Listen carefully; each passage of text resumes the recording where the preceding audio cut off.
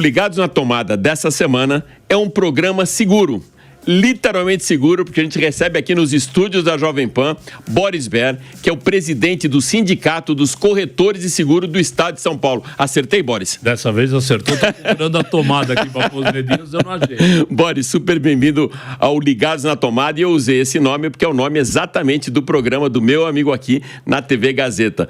Boris, você sabe que a gente anda pelos corretores, olha só o que é alinhamento de campanha, pelos corredores aqui da Jovem Pan, sempre me perguntam: qual carro eu devo comprar? Eu devo comprar elétrico, eletrificado, sendo híbrido e tal, mas para você não deve ser diferente. Eu vou fazer a primeira pergunta que eu mais escuto também. Vamos lá. Como contratar o seguro do seu carro? Que tipo de seguro ou como escolher a seguradora? Bom, primeiro eu escuto uma pergunta anterior. Quanto custa o seguro desse carro que eu estou pensando em comprar? Às vezes ele concorda, às vezes ele vai para outro. Veja, hoje em dia é muito fácil você escolher o seguro que você quer comprar. Depende da proteção que você comprar, mas principalmente pelo modelo do carro que você quer comprar. Você tem hoje carros mais simples e carros ultra sofisticados. Você tem que avaliar a franquia, você tem que avaliar coberturas, você tem que avaliar a blindagem. Então, você tem que escolher, a primeira coisa, um bom corretor de seguros, e ele vai te ajudar a escolher uma seguradora que vai se adequar ao produto que você tem. Determinados carros, não adianta, você vai cair na mão de uma, duas ou três que são aquelas que oferecem cobertura para tudo isso que eu falei. Mas claro que hoje as opções são enormes para o cara escolher. O que eu gosto da expressão é o seguro que cabe no bolso, que é outro ponto importante na escolha. Dentro dessa escolha, uma vez que já tenha sido feita a escolha pela seguradora, existem módulos, né? Existem pacotes. Claro. O quanto você quer pagar por aquilo que você quer de volta no caso de um sinistro, é isso? É quase isso, né? Você, primeiro, na confecção do seguro do seu automóvel, você vai escolher qual franquia você quer. Existem franquias menores, tem franquias maiores. A cobertura de contra terceiros, que é um negócio assim super importante. Quanto eu quero me cobrir se eu ou alguém que estiver dirigindo o meu carro vier a causar um dano a um terceiro? Eu posso fazer um valor baixo e eu posso ter um valor bastante tranquilo se amanhã eu for condenado ou for responsabilizado, por exemplo, por um atropelamento de um artista, de um médico, etc. E o mais importante também é que tipo de assistência eu quero. Se eu quero uma assistência maior ou menor. Assistência, o que é? O carro quebrou na rodovia, o carro se acidentou na rodovia. Quanto eu quero de guincho, quanto eu quero de cobertura de carro reserva, ou seja, que envelopamento eu quero para minha tranquilidade. Claro que quanto mais cobertura você quer, mais preço você vai pagar, mas elas podem realmente ser importantes. Alex, você, por exemplo, pega todo fim de semana uma estrada para ir para o litoral. É claro que você tem que ter uma ótima assistência. Não resta dúvida, você não pode contratar uma assistência muito curta. Você é um cara que depende do seu carro, você tem restrições de um carro mecânico, você quer um carro reserva, não vou dizer igual ao teu carro, mas que não te deixe tanta saudade. Então isso é uma escolha que você, de novo, um bom corretor vai não só te explicar, mas ele vai precificar essa diferença, e a precificação é muito pouca em relação aos benefícios que pode te trazer. Outro termo que a gente escutava bastante, não sei se ainda é contemporâneo, é o seguro obrigatório, DPVAT, segundo contra terceiro. O que dentro desse pacote você é obrigado a contratar? Bom, nós estamos vivendo um momento negro nessa transição. O seguro que você faz contra terceiros, a gente chama de facultativo, ok? Você escolhe se você quer ou não. Nos países da Europa, Estados Unidos, isso é obrigatório. Você não pode dirigir um carro sem um seguro contra terceiros obrigatório que cobre danos pessoais, se você atropelar alguém, ou danos materiais, se você bater num carro e for considerado ou se considerar culpado. Isso é uma coisa. O DPVAT foi um seguro que talvez tenha sido, porque ele acabou, o maior seguro de responsabilidade civil para automóvel do mundo, porque ele era obrigatório, ele vinha junto com a lacração do veículo. Quando você tirava o DUT, tinha que recolher o DPVAT. Por questões que nós precisaríamos e deveríamos ter coragem, que são políticas, isso acabou. E acabou de uma forma melancólica. O governo mesmo pegou um dinheiro que era privado, tornou-ele público, o governo anterior, e também achou que tinha muito dinheiro e parou de cobrar durante 2, 3 anos, eu não me recordo bem, e esse dinheiro acabou. Então agora está vindo um novo seguro obrigatório que foge, inclusive, até da legislação, porque ela disse que tem que ser uma seguradora. E estão querendo fazer isso através de uma outra organização financeira que não é seguradora. Mas eu acho que ainda tem água para rolar nisso daí, mas é uma pena. Porque ele ajudava, por exemplo, eu me lembro muito bem, um ônibus que capotou num viaduto no Rio de Janeiro e caiu. Morreu muita gente. Todo esse pessoal no ônibus estava coberto e talvez não tivesse a cobertura se fosse facultativo. Infelizmente, para esses casos, eu ainda sou favorável ao chamado obrigatório. Boris, você tocou um assunto que para mim, um tema que para mim dá dúvida toda vez que eu vou viajar, e aí você pode esclarecer isso para a nossa audiência. Eu vou numa seguradora, eu vou numa locadora de veículos, eu passo o meu cartão de crédito e no cartão de crédito, meu contrato falava que quando usar aquele determinado cartão de crédito, o seguro do carro já está incluído, que eu não preciso contratar um seguro da locadora. Isso é fato? Tem algum benefício real? Não, é melhor ainda assim você contratar aquele seguro da locadora? Eu não conheço essa cobertura, né? O que existe hoje, eu posso contratar um seguro só contra terceiros e vale para o Boris, para qualquer um carro que eu estiver dirigindo, o seu, o meu, um Fusquinha que eu tenho lá, que eventualmente não... Esse é o LDW que eles falam? Não, esse aqui no Brasil ele não tem esse nome, é o seguro da habilitação, né? E ele tem uma cobertura limitada, etc e tal. Nos Estados Unidos, por exemplo, você tem realmente a contratação de um seguro complementar, principalmente no contra terceiros, ao da locadora. E eu já tive casos de cliente que precisou usar, o seguro da locadora era baixo, ele se envolveu num acidente em Nova York, teve danos pessoais, teve danos materiais, e se não fosse o seguro do cartão dele, ele teria tido um problema. Então, existe esse tipo de seguradora, de cobertura, não necessariamente disponível aqui. Eu já ouvi falar, e a gente recebe até algumas mensagens aqui na Jovem Pan de ouvintes, e eu também já fui consultado, às vezes até para projetos de associações de proteção veicular, mas que não fazem parte ou do sindicato ou não são corretoras. O que é isso? O que é esse universo paralelo de associações aí que vendem seguro? Boa questão. De uns anos para cá surgiram essas associações de proteção veicular. Mais ou menos como se fosse uma cooperativa. Nós aqui, pegamos mais alguns amigos teus aí, que eu já vi que você tem muitos na Jovem Pan, vamos bancar o risco. Então a gente começa a vender seguro. Esse cidadão que compra, seguro entre aspas, como se fosse um consórcio entre amigos? Exatamente. Só que a garantia sou eu. Inclusive, você, quando entra nesse tipo de empresa, você pode responder pelos prejuízos. Se aquilo der prejuízo, você juridicamente responde. Só que até agora isso está ilegal, isso não está pacificado. Algumas evoluíram, né, porque elas se dedicaram talvez a veículos de menor valor ou em regiões onde o preço é muito mais importante do que a qualidade, a exigência, a sinistralidade, não importa. E elas estão se tornando, algumas delas já seguradoras também, ficando sob a supervisão e a regulamentação da SUSEP, Superintendência de Seguros Privados. Outras ainda não. Outras ainda trabalham num limbo da legalidade. Não quero entrar nesse mérito aqui, mas não tem a supervisão da SUSEP, que controla as reservas da companhia, controla a sinistralidade. No momento em que a companhia pode estar correndo algum risco, ela faz uma intervenção. Ela não tem essa fiscalização. Ela está aí num vazio da lei. Agora está tramitando aí no Congresso uma tentativa de regulamentar esse tipo de empresa, desde que, e sob alguns regulamentos, ela passe a ter a supervisão da SUSEP, e vamos ver se a SUSEP tem condições também, porque aí precisa também de muita gente, o governo não está sendo generoso com funcionários públicos para determinadas agências ou autarquias, então fica esse limbo aí de adaptação.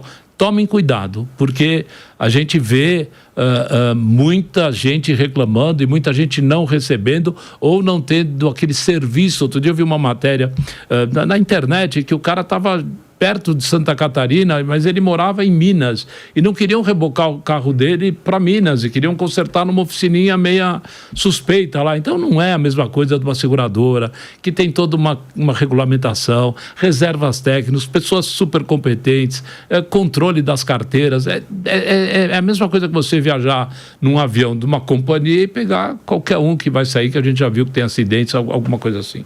Você tocou num ponto muito interessante e que eu já passei por isso num sinistro, eu ficar na dúvida se eu posso levar o carro para uma oficina mecânica da minha confiança, se eu tenho que levar para uma indicada pela seguradora ou se eu preciso ir na concessionária. Quando você contrata um seguro, você contrata o que a gente chama de livre escolha. Você leva onde você quiser. É claro que você pode levar numa concessionária, né? Você é um cara bem postado, entende um pouquinho de automóvel, você comprou um belíssimo carro, e essa concessionária ela vai salgar um pouco o preço. A companhia vai lá e vai negociar. Pode eventualmente não dar acordo. As boas companhias acabam chegando e te dão uma outra opção, caso não chegue no acordo? Te dão opção, mas a decisão é tua. A decisão é tua. Quando você é terceiro de alguém, você pode ter um direcionamento, enfim, é uma outra regra do dia a dia, vamos dizer assim. Mas você escolhe. Quando você leva numa referenciada da companhia, além de você ter certeza que o orçamento já vai ser aprovado, porque ela tem um pré-acordo de horas, de fornecimento de peças, ela já tem nós já temos um acordo aqui, então manda que eu resolvo. E ainda te dão uma garantia, a seguradora te dá uma garantia do serviço executado, o que é muito bom. Às vezes a gente pode levar numa oficina particular, que a gente conhece, levo o meu carro desde que eu me habilitei e tal, mas ele não tem hoje, talvez, as máquinas, né, que a gente vê de puxar daqui, chamava ciborgue antigamente, talvez ele seja um pouco defasado. E hoje, Alex, os carros têm uma tecnologia embarcada, difícil você não levar em alguém altamente capacitado, né? Meu primeiro carro foi um Renault Gordini, era fácil de consertar. O segundo foi um Fusca, que foi mais fácil de consertar. Você não teve um DKV? Não, DKV tá faltando nessa lista um DKV. Eu vou botar na minha lista de desejos pro Papai Noel, mas era gostoso, ver aquela porta abrindo ao contrário e tal. Mas enfim, hoje os carros têm uma tecnologia, você põe lá um computador para ler o que está acontecendo no carro, enfim, outros tempos. Boris, eu queria alinhar um pouco o modelo que eu vi nos Estados Unidos, se existe esse tipo de modelo no Brasil. Lá, você quando vai contratar um seguro, se você tem alarme, se você tem sistema de rastreamento, se você tem qualquer tipo de proteção veicular para encontrar o veículo ou para proteger o seu bem, você tem uma redução no valor do prêmio. É assim que se chama, né? O que você paga pelo seguro é o prêmio. É meio incoerente, mas é prêmio. É prêmio. Prêmio aqui é o que você paga, não o que você recebe. Exatamente. Mas, de repente, você sai premiado com toda essa entrega que você tem caso tenha um sinistro. Consolado. Você vê, estou alinhando o glossário aqui com o Boris. Você tem alguma vantagem no Brasil por ter esses gadgets? Até tem um exemplo que há muitos anos atrás, isso entrega a idade, né? Eu vi que foi uma iniciativa da Porto Seguro do Brake Light. Não sei quem lembra, mas quando você pisava no freio, na parte superior do vidro traseiro acendia uma luz para indicar. Isso, claro, que ocasionava menos acidentes por ter um alarme ali quando você põe o pé no freio. Esse tipo de coisa reduz o valor do prêmio? Mas agora você entregou a idade mesmo, muito, né? Porque você está me fazendo lembrar, no dia que a Porto Seguro lançou isso, né? Foi uma ideia que levaram para Porto. A Porto, você conhece tão bem a Porto, não tão bem quanto eu, não, mas bastante bem, você tem amigos lá. Mas aquilo foi assim, eu tinha um Monza 86, você pode por aí já calcular, o Monza 86, todos os corretores que trabalhavam com a companhia conseguiram estacionar dentro do prédio da companhia, assistimos o lançamento e na saída estava instalado. Foi uma jogada de marketing inovadora desde aquela época. Então impactou primeiro os corretores mesmo. Claro, para poder convencer os segurados a colocarem também. E é claro que isso já não era novidade aqui, mas nos Estados Unidos, na Europa já tinha isso. Então realmente tinha um estudo que quando acendia aquela luz vermelha, estamos falando daquele negocinho assim que ficava no vidro traseiro, você tinha um reflexo mais rápido de frear o teu carro. Né? Então essa foi a primeira. Agora, voltando à tua questão mais importante, é o seguinte: a gente não tem essa classificação de um motorista que não tem colisão, enfim, a gente não tem mas a gente tem outros benefícios. Até está em discussão agora, pode ser que tenha alteração, mas é o bônus. Conforme você vai acumulando anos sem usar o seguro, você vai tendo um desconto na renovação. está em discussão, querem mexer nisso. Você tem um ranqueamento dentro da seguradora. Então, quando vai fazer a tua renovação, o cálculo já leva em consideração que você é um cara que está X anos sem sinistro. Isso é uma coisa.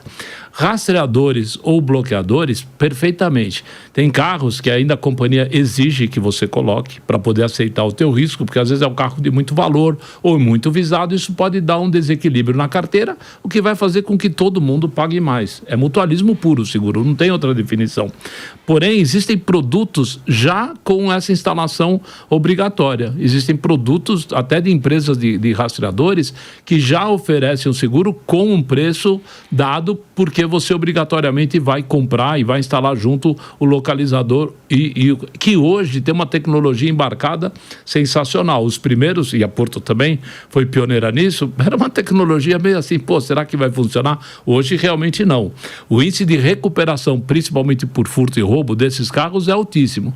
E em alguns carros permite a companhia aceitar. Se não fosse a instalação de algum tipo de equipamento, seria perigoso ela tomar esse risco.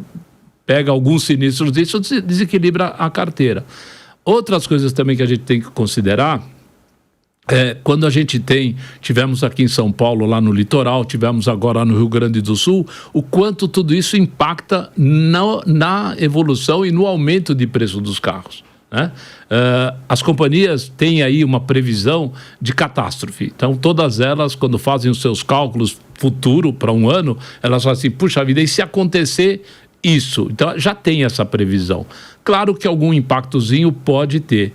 Né? Algumas contratam um resseguro de catástrofe. Elas vão numa resseguradora e falam assim, olha, se ocorrer uma situação dessa e o meu sinistro passar de tanto, eu quero um seguro para não deixar passar de tanto. Então, existem modelos, e aí eu abri um pouco a tua pergunta, eu abri a resposta, para dizer que existe sim, as companhias, elas têm a mesma mentalidade na proteção do seu risco que a gente tem.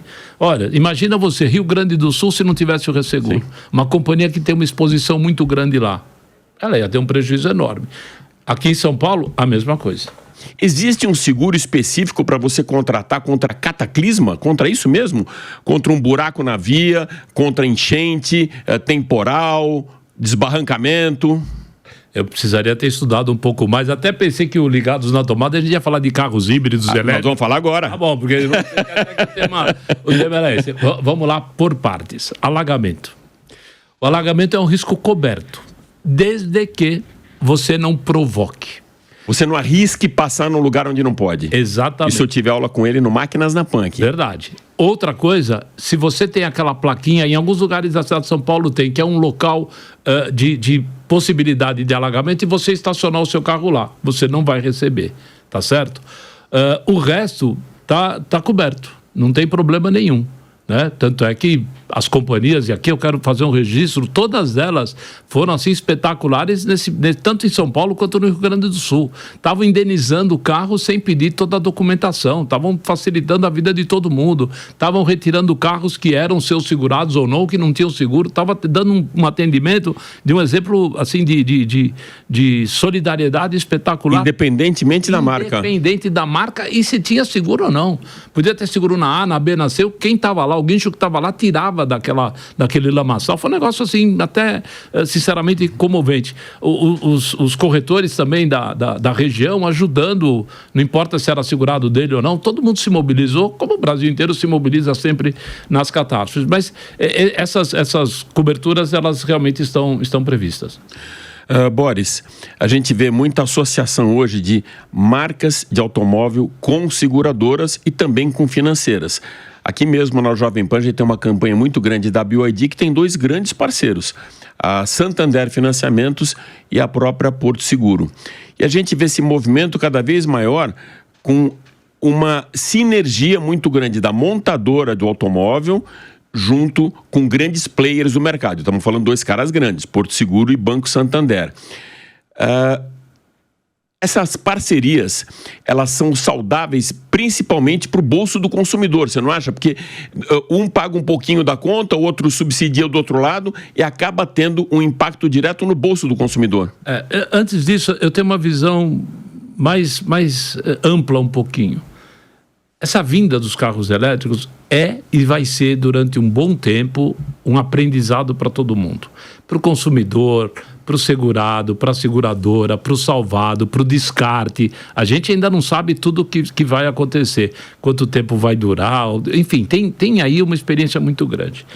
Do ponto de vista da montadora, eu acho sensacional. Ela procurou marcas fortes para darem suporte a uma venda que ainda tinha confiabilidade, né? Desconfiança total. Eu mesmo estou com um carro híbrido plug-in, eu tinha desconfiança. Quando você tem uma ação dessa, você fala, opa, se fulano, beltrano, ciclano estão entrando nessa, deve ser uma coisa interessante. Então esse é o primeiro ganho. O segundo ganho, que na época eu fui procurado por muitos corretores lá no sindicato, poxa vida, estão deixando o corretor de fora. Não, a Porto, quando fez esse acordo com a BYD, ela deixou claro o seguinte: se o Alex tem um seguro de residência na Porto e pedir para que seja o seu corretor do residência, será atendido.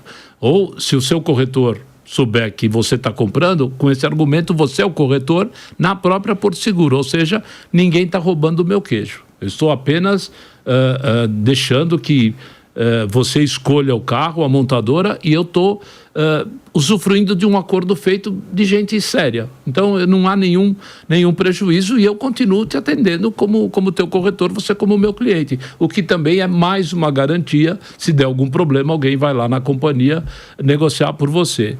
A questão financeira, eu acho que é a mesma coisa. Se você tem interesse em alavancar financiamento, você pode procurar A, B ou C, o teu banco, o meu banco, a tua cooperativa, mas você pode optar por uma intenção aí bastante agressiva, como se fosse um atacado também. Então eu acho que a gente tem que se acostumar com esse tipo de evolução ou tendência de negócios. Eu tenho 3 grandes marcas que você citou. Eu não preciso ter medo de nenhuma das 3. Se eu tiver um financiamento melhor no meu banco, eu vou lá e faço no meu. Se pode ser na Porto Seguro e você pode fazer por mim, também podemos fazer. Ou seja, não tem assim aquela concorrência que você fala, pô, desleal. Não foi desleal. Ela foi inteligente e teve muita conversa com a gente no sindicato, tanto da Porto quanto do sindicato dos corretores. E de que maneira, Boris, que o mercado de seguros se adaptou a esse universo de eletrificação?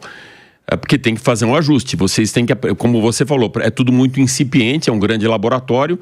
E para você chegar nos valores, para você fazer uma associação dessa, ou para você saber se vai cobrar mais ou menos. Eu já vou emendar essa numa outra. O blindado também, ele aumenta o valor do prêmio, ele diminui o valor do prêmio. Como funcionam esses dois universos, o da eletrificação e o dos blindados? Vou deixar o blindado para a segunda parte da minha resposta, se você me permitir. Essa parte dos elétricos, como eu falei anteriormente, é um teste. A gente não sabe ainda como isso vai ser. Recentemente, na própria Porto, eu vi um treinamento que um expert, até vale a pena depois descobrir esse nome para você trazer ele aqui, porque ele sabe tudo de elétrico. Até eu tenho um Fusquinha 68 que ele falou que ele deixa ele elétrico. Ele até me explicou como. Eu duvidei um pouco, o cara é mágico. Mas há um aprendizado.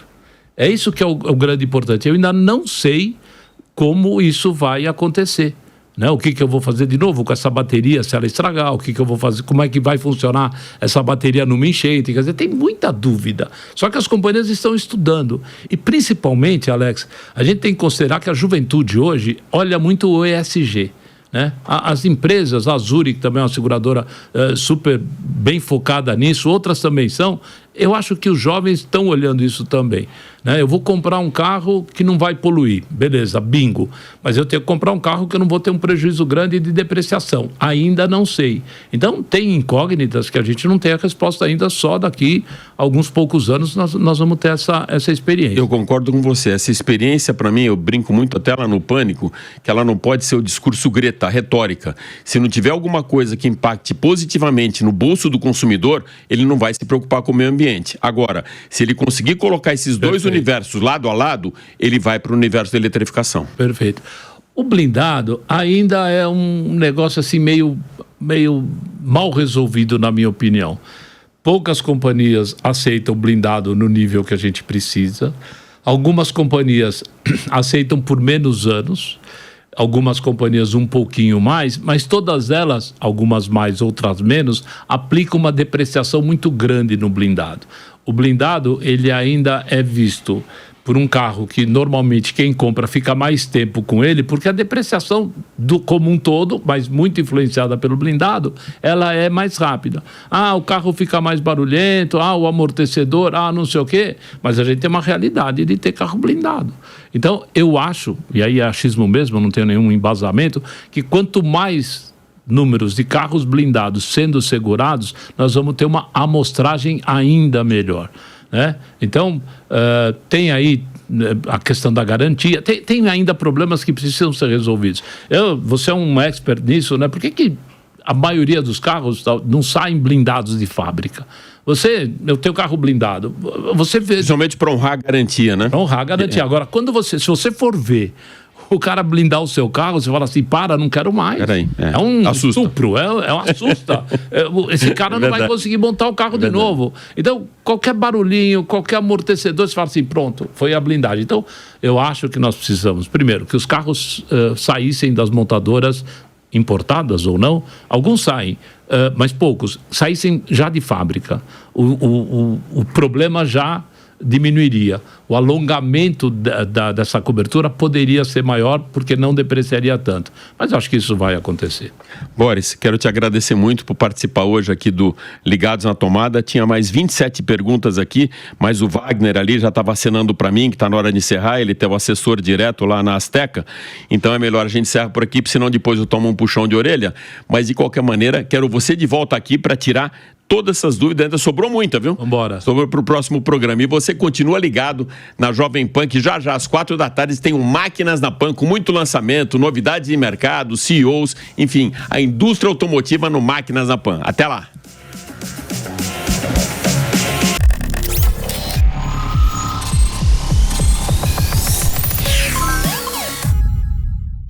A opinião dos nossos comentaristas não reflete necessariamente a opinião do Grupo Jovem Pan de Comunicação. Realização Jovem Pan News.